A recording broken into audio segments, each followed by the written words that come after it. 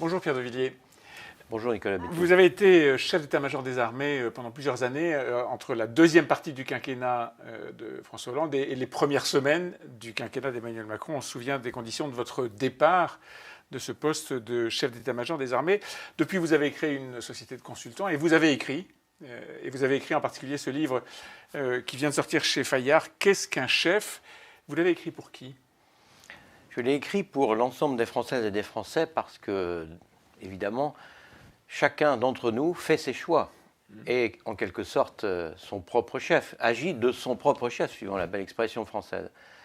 Et puis, c'est vrai que j'ai beaucoup voyagé depuis 14 mois que j'ai quitté les armées. J'ai vu beaucoup d'entreprises, les PME, mais aussi le groupe du CAC 40. J'ai vu beaucoup de jeunes dans leurs études, mais aussi des jeunes professionnels. J'ai vu des sportifs. Je travaille avec l'Union nationale des footballeurs professionnels. Et vous pensez que tous ces gens-là manquent des constituants de ce qu'est un chef? Et j'ai observé un fossé qui s'est creusé. Ouais. Ça m'a beaucoup frappé au fur et à mesure du temps entre ceux qui dirigent, ceux qui sont au sommet, et ceux qui exécutent, sans toujours bien comprendre dans quel cadre ils se situent. La faute à qui? À ceux qui dirigent, à ceux qui exécutent, aux deux? Je crois que l'autorité, c'est un échange entre le chef qui donne le cap, qui donne la direction, et celui qui exécute. Et c'est un échange de confiance, d'amitié, j'allais dire d'amour. Et le vrai chef, pour moi, c'est celui qui arrive à faire jaillir l'initiative, la responsabilité chez ses subordonnés. Il n'a même pas besoin de donner d'ordre.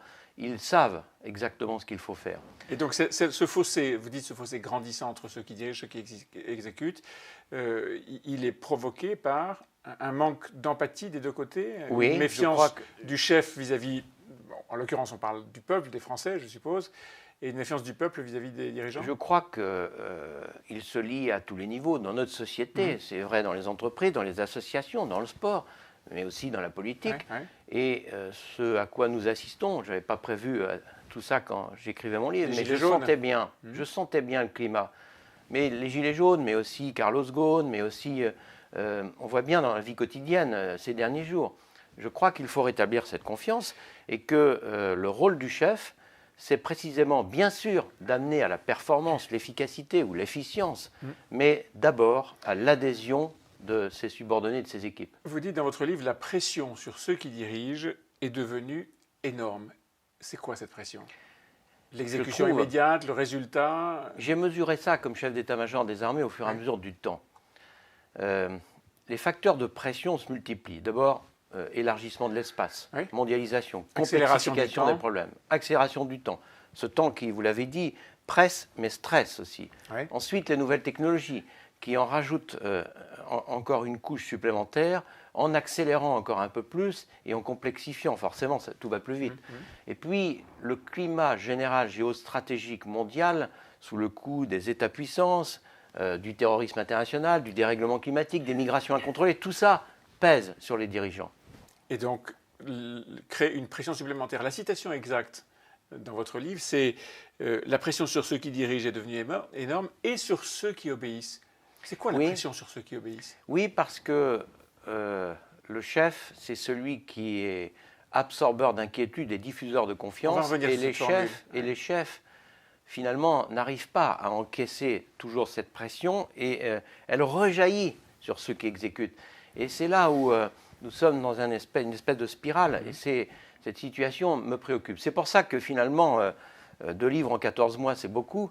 J'ai personne pour les écrire, donc c'est un énorme effort. Mais je l'ai fait, j'ai accéléré mon calendrier parce que j'estimais qu'il y avait une certaine forme d'urgence. Un chef doit être, ce sont les titres de chapitres de votre livre, un chef doit être exemplaire, humain, dans son époque. Et en effet, vous le dites, il doit absorber l'inquiétude et diffuser la confiance. Il doit dissimuler la situation à ceux à qui il doit s'adresser? Surtout pas. Surtout pas. Il faut dire la vérité. Je dis souvent pour les équipes, la vraie loyauté dans l'obéissance, c'est de dire la vérité au chef. Même si ça diffuse de l'inquiétude? Je crois que la non-vérité est pire pour diffuser de l'inquiétude. Parce qu'à ce moment-là, il y a un sentiment de non-dit, un sentiment de comédie humaine. Et c'est peut-être aussi cela. Quand j'ai fait mon tour dans les dédicats, j'ai fait une 30aine de déplacements en province.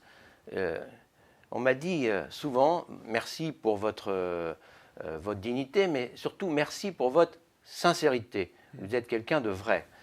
J'ai fait deux séances de dédicace ce week-end encore, et à chaque fois on me dit ça. Alors je trouve ça formidable parce que c'est le plus beau compliment qu'on puisse me faire. D'un autre côté, en creux, ça me gêne un peu, parce que ça veut dire que nous sommes dans une société qui n'est pas suffisamment sincère. Et qui ne dit pas forcément la vérité. Un des points que vous pointez précisément à plusieurs reprises dans votre livre, c'est l'affaiblissement plutôt de l'autorité. Ça vient d'où? De plusieurs facteurs, mais je crois qu'il faut revenir à l'origine du mot autorité. Auctoritas, faire croître, faire grandir, élever vers. Et aujourd'hui, l'autorité est trop conçue, trop exercée par la pression du chef sur ses équipes. C'est pas ça l'autorité, c'est pas ça commander, diriger. Commander, diriger, c'est créer de la synergie, c'est créer une ambiance qui fait que les gens sont heureux de venir au travail, plutôt que de dire bon courage le matin quand on arrive. Ça va, qu'est-ce que tu fais aujourd'hui? En étant positif. On comprend derrière tous ces mots-là que vous pouvez vous adresser, lorsque vous dites ça à Emmanuel Macron, est-ce que c'est le cas? Non, je m'adresse à tous les Français. Cette autorité qui descend, cette verticalité, tout ce que vous dites, qui ne fonctionne pas, c'est entre autres pour lui? Non mais... je partage le constat du président. Il l'a dit sur le porte-avions il y a quelques jours. Il y a 15 jours à peu près, oui. Il a dit « Je n'ai pas réussi à réconcilier les Français avec leurs dirigeants ».